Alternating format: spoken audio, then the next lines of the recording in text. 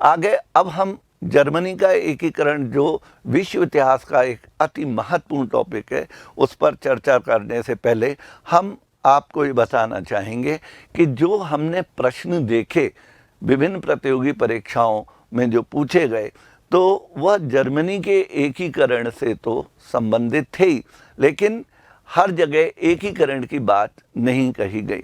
तो हमें ये देखना है कि एकीकरण वाले इस चैप्टर में, इस टॉपिक में क्या क्या ऐसे टर्म थे, क्या ऐसी घटनाएं थीं जिस पर प्रश्न फ्रेम किए जा रहे हैं।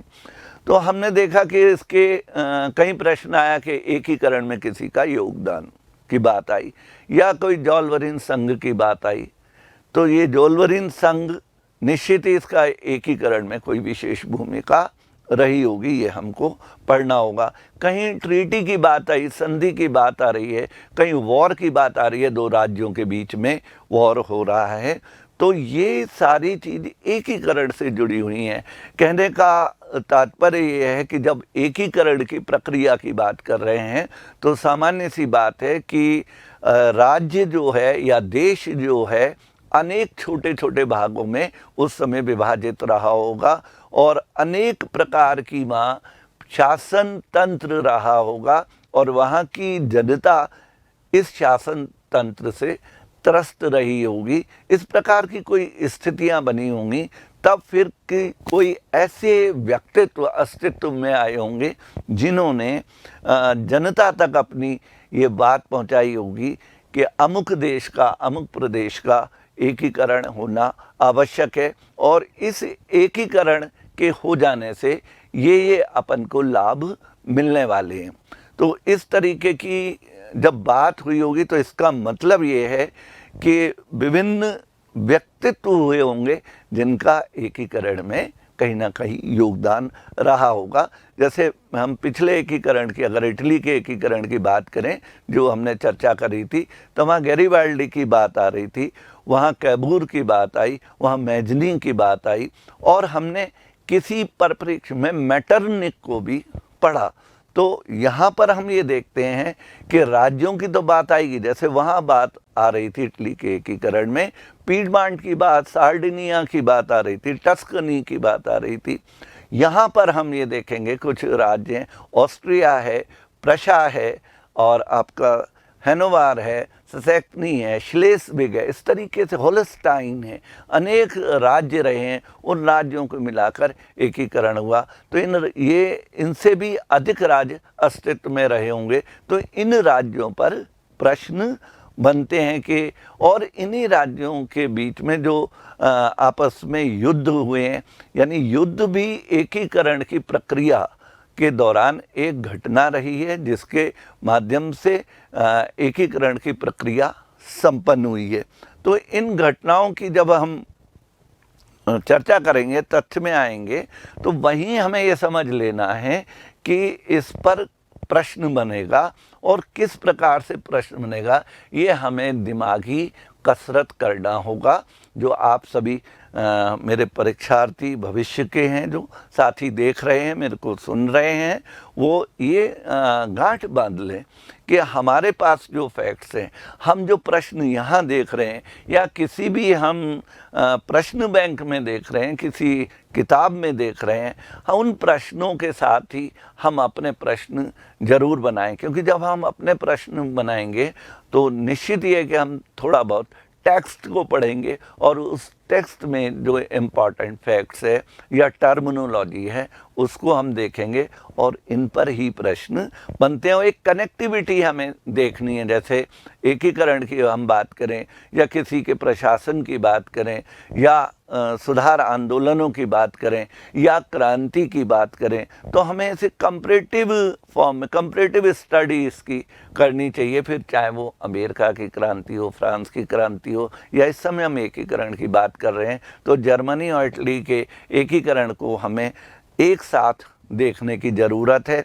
जब भी हम अपने अध्ययन की तैयारी करें तो हम ये देखें कि इटली के एकीकरण की घटनाएं क्या हैं और जर्मनी के एकीकरण की घटनाएं क्या हैं। वहाँ जहाँ जहाँ तुलना हो सकती है वहाँ तुलना करें कि वहाँ का कौन सी पर्सनैलिटी थी जिनका इटली के एकीकरण में योगदान था, वहीं जर्मनी के एकीकरण में कौन सी पर्सनैलिटी, वो कौन सा व्यक्तित्व रहा जिसका योगदान रहा, और किस किन राज्यों के बीच में युद्ध हुआ, कौन कौन से राज्य थे और क्या समस्याएं थी। जैसे एकीकरण जब होगा तो कोई ना कोई समस्या जरूर होंगी, यानी वे बाधक तत्व होंगे जो एकीकरण में आपकी समस्या उत्पन्न कर रहे होंगे, और कुछ आपके सहायक तत्व होंगे, सहायक कुछ ऐसी मुद्दे होंगे, ऐसी बात होंगी जो आपके एकीकरण में आपकी सहायता करते हुए दिखाई दे रहे होंगे।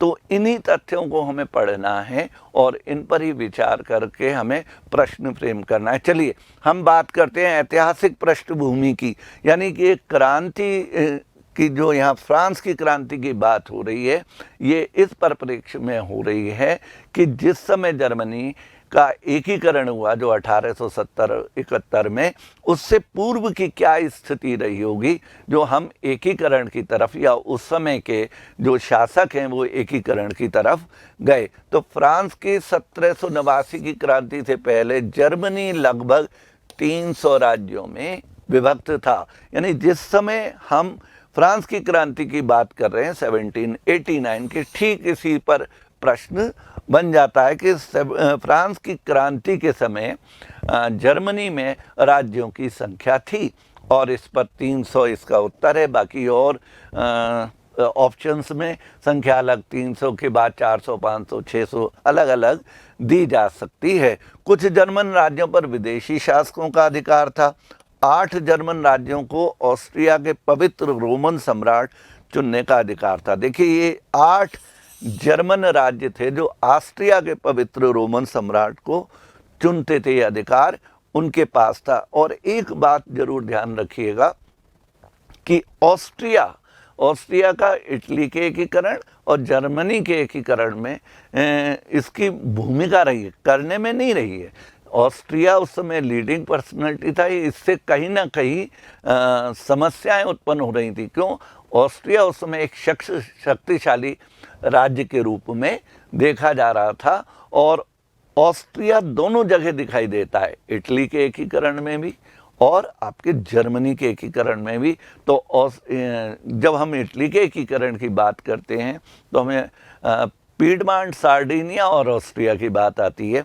यहाँ हम जब जर्मनी के एकीकरण की बात करेंगे तो ऑस्ट्रिया और प्रशा की बात आएगी।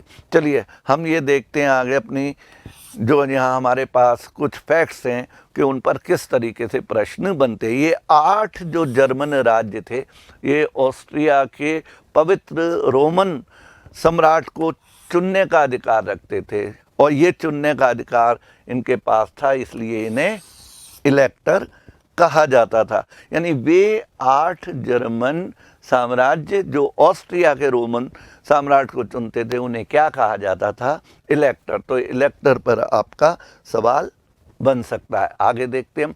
जर्मन राज्यों में भौगोलिक एवं आर्थिक दृष्टि से बड़ा भेद था, यानी एक राज्य यहाँ है तो एक राज्य वहाँ है। भौगोलिक सीमाएं कहीं मेल नहीं खाती थी, वहीं आर्थिक स्थिति अनेक राज्यों की लेकर अलग अलग थी, क्योंकि राज्यों की संख्या ही बहुत अधिक थी। तो जितने राज्य थे उतने शासक, तो उनकी अर्थव्यवस्था और भौगोलिक स्थिति में भी अंतर था। जर्मनी के दक्षिण राज्यों में ये कुछ राज्य हैं, वुर्टेमबर्ग, बवेरिया, बेडेन और प्लेटिनेट, हेस, डार्मेस्टाट आदि। तो ये प्रश्न जो दक्षिण जर्मनी के दक्षिण राज्यों में आते थे, इस पर सीधा सीधा सवाल बन जाता है कि जर्मनी के दक्षिण राज्यों के राज्य थे। अब इसमें अगर 1, 2, 3 यानी इसमें भी पूछा जा सकता है, एक ये दे दिया और बाकी और ऑप्शन है, और एक ये है कि इनके ग्रुप बना दिए, तो निश्चित ही इसके बाद अन्य ग्रुप ऐसे बनेंगे जो राज्य जर्मनी से जुड़े हुए नहीं थे। जर्मनी के उत्तरी राज्यों में प्रशा, सैक्सनी, हेनोवर और जर्मनी का मध्य भाग राइनलैंड था। यानी मध्य भाग को क्या कहते थे? राइनलैंड कहते थे। अब ये भी आपके ऑप्शन में आ सकता है, और ये तो आएगा ही आएगा। तो जर्मनी का मध्य भाग क्या कहलाता था? राइनलैंड कहलाता था। वहीं उत्तरी राज्यों में प्रशा था, बाकी ये राज्य रख दी जाएं तो ये दक्षिण में थे, या दक्षिण की पूछे जाए तो ये राज्य रख दी जाएं, और एक इनमें से बवेरिया, बेडेन, बुटेमबर्ग कोई भी रखा जा सकता है। तो इन तथ्यों को आपको ध्यान में रखना है। जर्मन राज्य धार्मिक दृष्टि से पवित्र रोमन साम्राज्य से जुड़े थे, चाहे वो इटली के राज्य हों, चाहे जर्मनी के राज्य हों, ये रोमन साम्राज्य से जुड़े थे। जर्मन राज्यों में एक प्रतिनिधि व्यवस्था थी जिसे डाइट कहा जाता था। एक प्रतिनिधि व्यवस्था की गई थी जिसे डाइट कहा जाता था। पूरी क्लासेस देखने के लिए अभी डाउनलोड करें परिष्कार वर्ल्ड ऐप।